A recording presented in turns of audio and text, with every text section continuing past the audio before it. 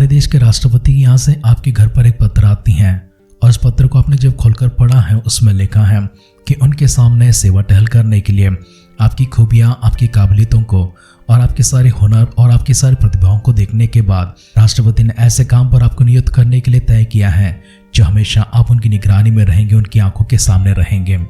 इतने महान व्यक्ति जो देश के प्रथम व्यक्ति हैं, जो सबसे महान, सबसे बड़े हैं, उनके सामने प्रवेश करना है। इस पत्र को पाने के बाद, इस संदेश को पढ़ने के बाद खुश तो हो चुके हैं, लेकिन भीतर ही भीतर मन ही मन आप बहुत ही घबराए हुए हैं, चिंतित हैं, व्याकुल हैं, क्योंकि उनके सामने जाना है, सर्वप्रथम प्रकट होना है। आपकी प्रथम प्रवेश किस तरह से होगी और इसलिए आपने तैयारियां शुरू कर दी हैं। आपने अपना पूरा वेश बदलना शुरू कर दिया, अपना सारा रूप बदलना शुरू कर दिया है। आपने अपनी पहनावे में बदलावट लेकर आए हैं, आपकी चाल में बदलावट लाए हैं, आपकी बोली में बदलावट लाए हैं, आपकी भाषा में बदलावट लाए हैं, आपकी रुचि और अभिरुचि में अपने बदलावट लेकर आए हैं। आपके बैठने का, आपके उठने का, आपके चलने का और आपके रहन सहन के सारे ढंग बदल चुके हैं।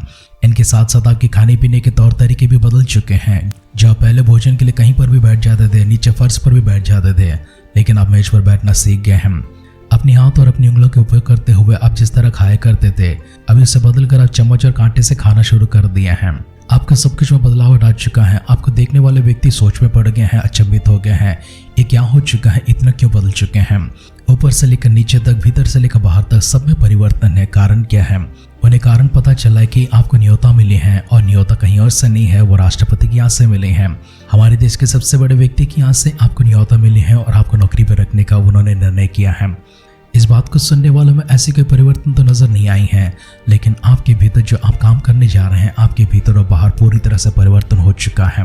आपकी प्रथम प्रवेश जो उनके सामने होने वाली है और आप उनको मन को खींचना चाहते हैं, आपकी ओर आकर्षित करना चाहते हैं, आप उनको प्रसन्न करना चाहते हैं, आप उन्हें खुश करना चाहते हैं, जिसके कारण से वे आपसे खुश हो जाए और आपकी नौकरी भी स्थिर रहे। आपके भीतर और बाहर इतनी सारी परिवर्तन, कारण क्या है? किसी महान व्यक्ति ने आपको बुलाहट दी है। अगर कोई ऐसे महान व्यक्ति अर्थात देश के राष्ट्रपति हो या प्रधानमंत्री हो, कोई मुख्यमंत्री हो सकते हैं या फिर कोई और मंत्री हो सकते हैं, जब उनके सामने आप जाते हैं, किसी महान व्यक्ति के सामने, किसी बड़े व्यक्ति के सामने आप जाते हैं, जिनका समाज में बहुत बड़ा नाम है, बहुत बड़ी होदा है, बहुत बड़ी पद है, बहुत बड़ी कद है, जिस तरह अपने आप को सजा कर जाते हैं, उसी तरह से राजाओं का राजा, प्रभुओं का प्रभु, सारे संसार के मालिक के सामने उपासना करने के लिए, आराधना करने के लिए, याचना करने के लिए जब उनके भक्त जाते हैं, उनके याजक जाते हैं, उन्हें किस तरह से तैयार होना है। हमारे अध्ययन को आगे बढ़ाते समय पवित्र शास्त्र से हम देखेंगे किस तरह से परमेश्वर के याजक अपने आप को सिद्ध करते हैं और किस प्रकार भी अपने आप को शुद्ध और पवित्र करते हैं, जिससे परमेश्वर उनसे प्रसन्न हो जाए और उनको अपनी सेवा में आगे बढ़ाने के लिए मौका दे। कल के अध्ययन में हमने इस प्रकार से गौर किया है, परमेश्वर उनके वस्त्रों के विषय में कहते हुए उनका दिगंबर देह उनके सामने दिखाई नहीं पड़ना है। अगर इस तरह से किए हैं वे मर जाएंगे। परमेश्वर इतनी श्रद्धा के साथ में अपने याजकों के विषय, अपने भक्तों के विषय मूसा के माध्यम से सारे निर्देश भिजवाते हैं। आइए उन बातों को ध्यान करने से पहले सर्वप्रथम अपने आप को खुदावंद के हाथों में समर्पण करेंगे। परमेश्वर की योग्यता हमारे ऊपर रहने के लिए, परमेश्वर हमसे प्रसन्न होने के लिए, उनका क्रोध और उनका आवेश हमारे ऊपर से हटकर परमेश्वर हमसे प्रसन्न होकर अपनी करुणा से, अपनी दया से हम सबको छूने के लिए हमें क्षमा देते हुए, परमेश्वर हमें अपनी ओर आकर्षित करते हुए, हम अपने करीब रखते हुए, खुदावंद हमें अपने सीने से लगाकर हम सबों को चाहकर परमेश्वर अपनी सेवा में उपयोग करने के लिए, अपनी आराधना में उपयोग करने के लिए, अपने भक्तों की तरह, परमेश्वर अपनी संतान की तरह अपनी पहचान हमको देकर आगे बढ़ाने के लिए आइए अपने आप को खुदावंद के हाथों में समर्पण करते हुए मिलकर दुआ करते हैं। सर्वशक्तिमान पिता परमेश्वर, धन्यवाद करते हैं, आभार आपकी प्रकट करते हैं आज के अध्ययन के लिए। प्रभु जी, आज के नए दिन के लिए आपको शुक्रिया अदा करते हैं, आपकी सारी भलाई को भी याद करते हैं, हर एक विषय के लिए आपको धन्यवाद करते हैं। आगे के समय, हमारी अध्ययन के समय और सारा जीवन भी आप ही के हाथों में समर्पण करते हैं। अपनी हाथों में संभालते हुए हमें अंत तक पहुंचाने की सामर्थ और क्षमता आप रखते हैं और परमेश्वर इसलिए आप ही के हाथों में अपने जीवन को समर्पण करते हैं। पवित्र आत्मा अगुवाई में, अभिषेक में हमें भरते हुए आपके वचन के माध्यम से हमसे बातें करने के लिए आपसे नम्र निवेदन करते हैं। दुआओं को आपने कबूल कर हमें दिया उत्तर के लिए धन्यवाद करते हुए हमारे उद्धारकर्ता प्रभु यीशु मसीह के नाम से इस प्रार्थना को मांगते हैं, सुन और कबूल कर पिता। आमेन, आमेन, आमेन। आध्यात्मिक जीवन की दैनिक खुराक सुन रहे हमारे सारे प्रिय श्रोताओं को, परमेश्वर के प्रिय भक्तगणों को प्रभु यीशु मसीह के नाम में प्यार भरा जय मसीह की सुप्रभातम और शुभोदय कहते हुए हम सबका मनपसंद ध्यान केंद्र आध्यात्मिक जीवन की दैनिक खुराक में और इस नए दिन में आप सबका स्वागत करते हैं। आइए प्रार्थना पूर्वक हमारे ध्यान को आगे लेकर चलते हैं। हमारी अध्ययन निर्गमन की किताब 29वें अध्याय में चल रही है।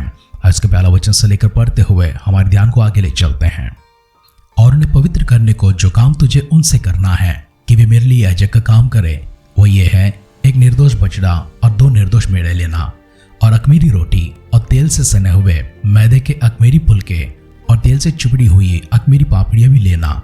ये सब गेहूं के मैदे के बनाना। इनको एक टोकरी में रखकर उस टोकरी को उस बछड़े और उन दोनों मेढ़ों समेत समीप ले आना।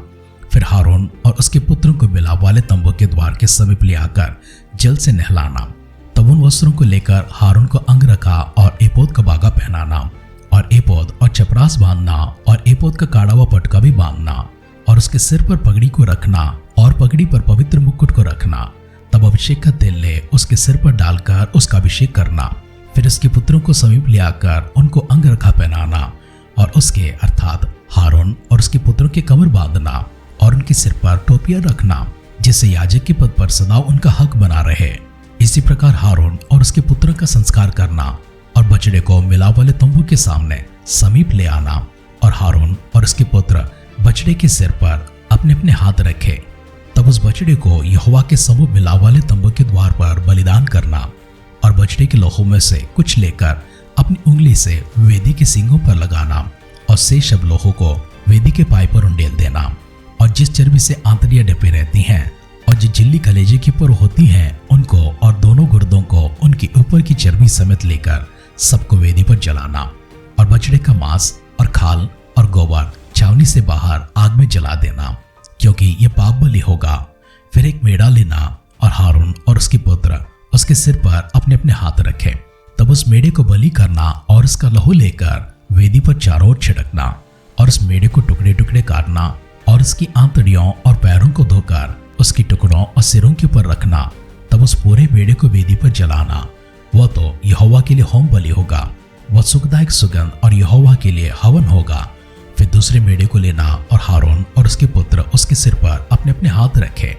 तब उस मेढ़े को बलि करना और उसके लोहों में से कुछ लेकर हारून और उसके पुत्रों के दाहिने कान के सिरे पर और उनके दाहिने हाथ और दाहिने पांव के अंगूठे पर लगाना और लोहों को वेदी पर चारों ओर छिड़क देना। फिर वेदी पर के लोहों और अभिषेक के तेल इन दोनों में से कुछ कुछ लेकर हारून और उसके वस्त्रों पर और उसके पुत्रों और उनके वस्त्रों पर भी छिड़क देना। तब वह अपने वस्त्रों समेत और उसके पुत्र भी अपने अपने वस्त्रों समेत पवित्र हो जाएंगे।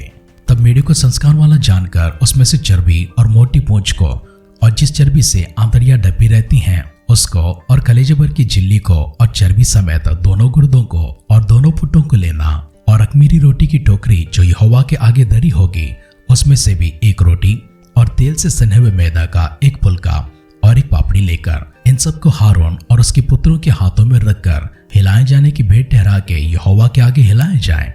तब उन वस्तुओं को उनके हाथों से लेकर होम बलि की वेदी पर जला देना, जिससे वो यहोवा के सामने सुखदायक सुगंध ठहरे। वह तो यहोवा के लिए हवन होगा। फिर हारून के संस्कार को जो मेढ़ा होगा उसकी छाती को लेकर हिलाए जाने की भेंट के लिए यहोवा के आगे हिलाना और वह तेरा भाग ठहरेगा।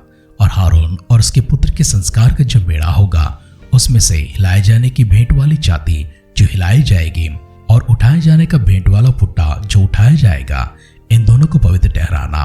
और इस सदा की विधि की रीति पर इस्राएलियों की ओर से उसका और उसके पुत्रों का भाग ठहरे, क्योंकि ये उठाए जाने की भेंट ठहरी है और यह इस्राएलियों की ओर से उनकी मेल बलियों से यहोवा के लिए उठाए जाने की भेंट होगी।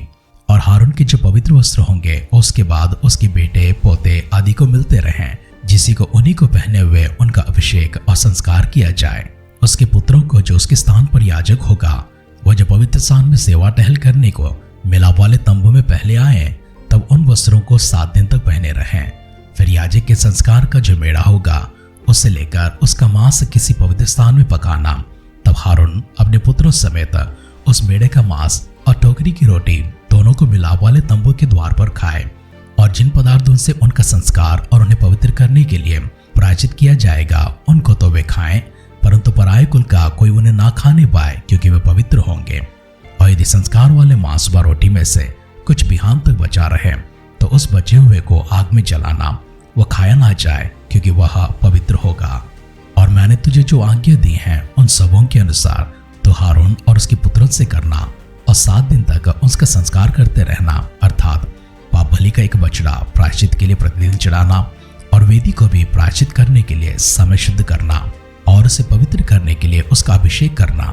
7 दिन तक वेदी के लिए प्रायश्चित करके उसे पवित्र करना, और वेदी परम पवित्र ठहरेगी और जो कुछ उसे छू जाएगा वह भी पवित्र हो जाएगा। जो तुझे वेदी पर नित्य चढ़ाना होगा वो ये है, अर्थात प्रतिदिन एक वर्ष के 2 भेड़ के बच्चे, एक भेड़ के बच्चे तो भोर के समय और दूसरे भेड़ के बच्चे को गोधूली के समय चढ़ाना, और एक भेड़ के बच्चे के संग हीन की चौथाई कूट के निकाला हुआ तेल से सना हुआ एपा का 10वां भाग मैदा, और अर्घ के लिए ही 1/4 दाग मधु देना, और दूसरे भेड़ के बच्चे को गोधूली के समय चढ़ाना, और उसके साथ भोर की रीति अनुसार अन्नबलि और अर्घ दोनों देना, जिससे वो सुखदायक सुगंध और यहोवा के लिए हवन ठहरे।